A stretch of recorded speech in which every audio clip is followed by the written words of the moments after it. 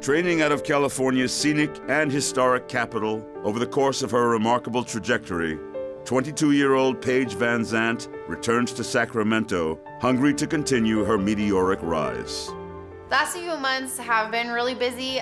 Coming off of Dancing with the Stars, I feel like that's when I was the busiest. It was really fun though. The whole show, it was exhausting, but it was one of the best experiences that I'll ever have in my life.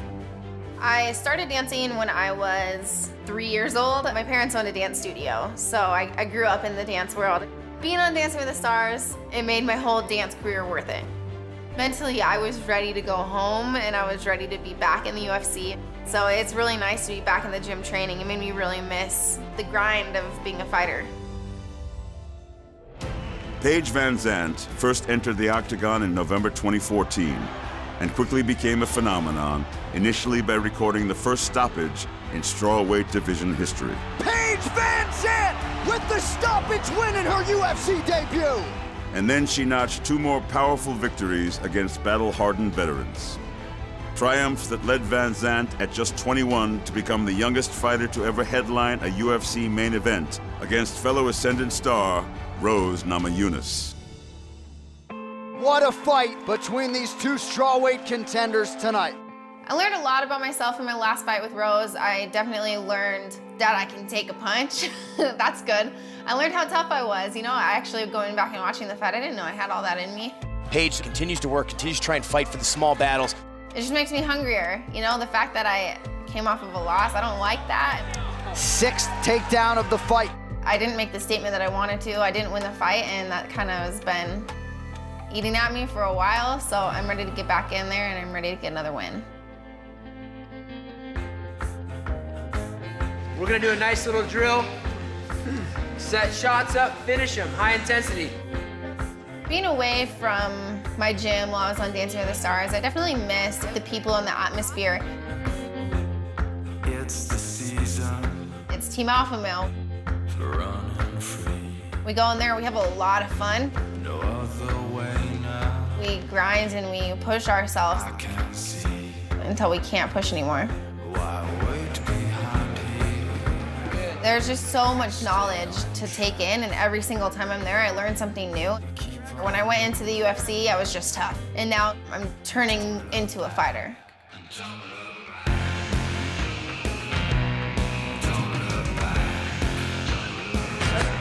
This is a sport that's not an easy sport to make a living. It's not an easy sport to train for day in and day out. You have to really enjoy the violence of it. And so I think Paige, you know, she has that in her. And Paige is no longer a rookie. She's somebody that has had experience in the cage. She knows what it takes. The biggest thing to remember is Paige is a pretty girl, but she's a pretty girl that can fight. And that's the reason why she's really stood out. I don't want to do anything unless there's a chance of winning. I feel like athletes just have something special in them or different. They just have a fuel that drives them, and I feel like fighting just made sense for me.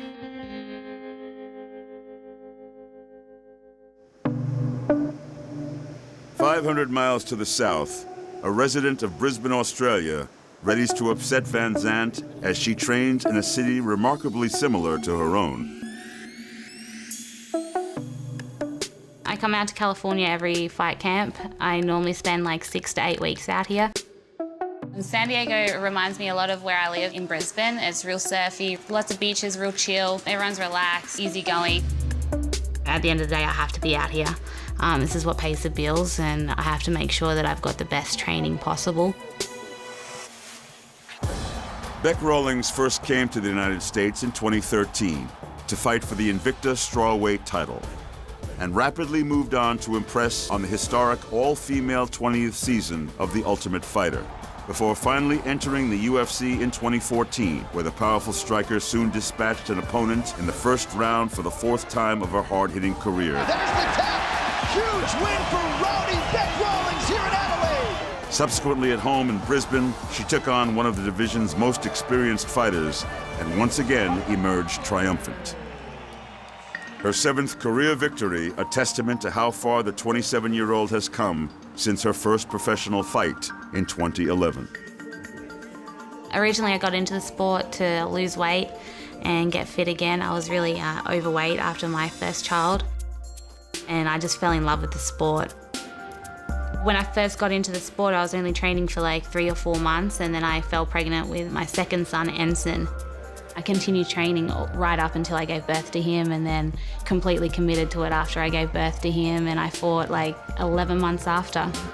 That was probably one of my hardest fight camps I've had to date. I was breastfeeding him, I was raising 2 kids, and I was trying to train twice a day and fight. It was horrible, but it was worth it.